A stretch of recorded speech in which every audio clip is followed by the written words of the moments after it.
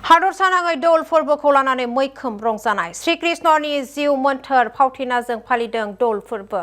हलिनि मेथाइजों गोमखांदों हादरसानि अख्रां बार गोबां रोखोमनि गाबनि फोरबो फालिदों बरपेटा सत्रआवबो हलि एबा आबिर गेलेनायनि जर'खा थासारि नुनो मोन्दों बरपेटा सत्रआव असम लाइभ 24 नि CMD नृपेन दास बिथाङा नुजाथियो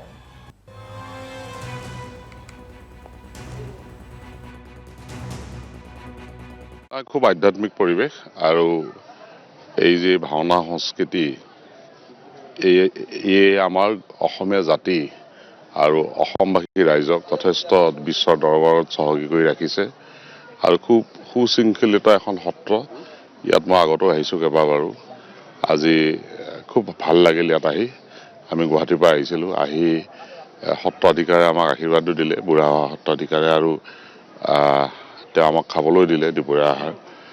আৰু আশা কৰিছোঁ এই দেউলৰ উৎসৱে সমগ্ৰ পৰ্বতবাসী ৰাইজক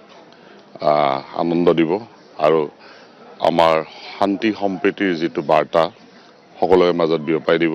আৰু খুব এটা পুৰণি চহৰ এখন বৰপেটা আমি সৰুৰ পৰা জানো বৰপেটাত খুব ডাঙৰকৈ দেউল উৎসৱ হয় 6 তাৰিখে ইয়াত খুব ডাঙৰকৈ হ'ব সেইদিনাখন আমাৰ টিভি চেনেলৰ টিম ইয়াত থাকিব আপুনিও এই দুদিন বহুত কষ্ট কৰিলে গতিকে শেষত মই সমগ্ৰ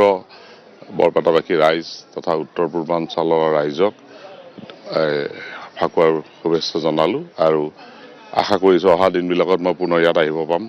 আৰু সত্ৰৰ বাবে কাম কৰাৰ সুযোগ পাম